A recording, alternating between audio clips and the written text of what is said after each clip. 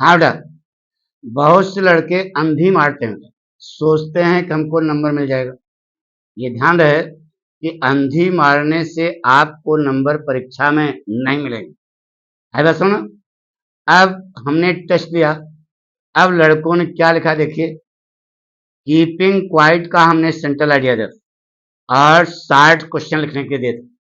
अब लड़के ने क्या लिखा, आंसर नंबर जो भी है लिखा, सेंट्रल आइडिया लिखा, पाठ का नाम है कीपिंग क्वाइट पेब्लो नेरूदा लिखा। अब इन्होंने पूरी बात तो बिल्कुल सही लिखी बेटा, देखो एकदम ठीक है, सही लिखा, याद करके भी लिखा, लेकिन लेकिन लग गया बेटा, सब कुछ आपका सही है, पाठ का नाम, लेखक का नाम, सब कुछ मैटर भी सही है, अंडरलाइन भी किया, लेकिन अब यहां देखो कोटेशन कहां से कहां का उठा फिट कर दिया। यह कोटेशन किसका है, keeping sorry my mother eight 66 का है, और उठा करके यहाँ लिख दिया, वो भी जो लिखा गलत सही लिखा।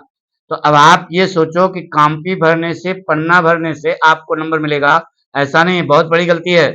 तो एग्जामिनर जो है आपको उड़ा देगा, ये पूरा कुछ देखेगा नहीं, सीधे ये देखेगा और काट करके बिल्कुल 0/सन्नाटा कर देगा। इसको ध्यान रखना, ये सब गंदी आदत है। यानी कि आप काम चलाओ सरकार न पढ़ें, सही ढंग से जानकारी है। शार्ट आंसर इन्होंने लिखा बेटा, ठीक है, आंसर नंबर सही है तो सही है, सही है।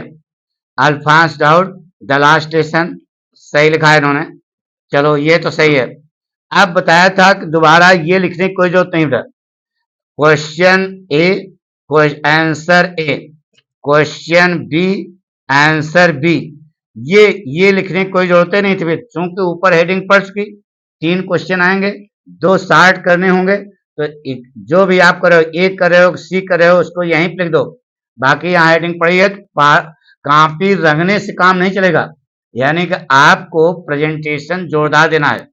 बहरहाल इन्होंने जो लिखा है वो सही है, लेकिन इसको बता रहे हूँ, अब बार बार आंसर नंबर 7 आंसर नंबर 7 बड़े बड़े अक्षरों में वही छाए है, ठीक है, तो ये सब गंदी बात है बेटा। अब देखिए इन्होंने देखो आंसर नंबर 1 लिखा तो है, अब पहला अक्षर जो है इफ, आई से होगा, आई कैसा लिखा है देखो, गलत हो गया ना। तो ये सब चीजें छोटी छोटी कमी है, इसको एग्जाम, अब सोच रहे हो हम, मैं देख रहा हूं, वहां एग्जामिनर नहीं देखेगा, अरे यार सब कुछ देखता है वो, अंधेरे में न रहो, थोड़ा सा जो है ध्यान तो देता है ना बेटा।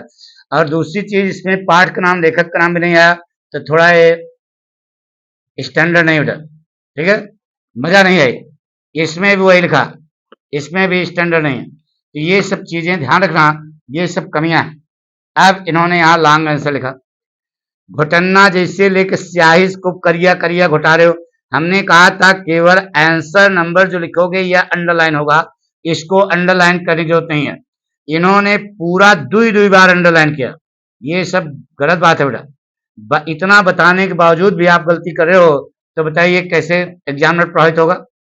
पाठ का नाम लिखा है, लेखक का नाम लिखा है, सही है, क्वेश्चन सही है, आंसर सही है, देखो इन्होंने कोटेशन लगाया बेटा, काल करे सो आज कर, आज करे सो अब, सही है, बिल्कुल सही है, ठीक है। अब देखिए इतना तो अंत में देखेगा कि लिखा है तुम विकास, अब विकास के आगे सेंटेंस ही गायब है, ये सब अच्छी बात है क्या, यानी कि ये सीधे इसे काटेगा, पूरा कर्ज कर देगा, हमारी बात सुनो ना। तो इसको आप फिर से कॉपी लिखें, आप जो है यानी कि मास्टर को मूर्ख बनाने की कोशिश किए हैं, और वो मूर्ख नहीं है, वो मास्टर है, तो आपको एक एक नस पकड़ेगा बेटा, तो ये गलती आप दोबारा न करना। थैंक यू बेटा।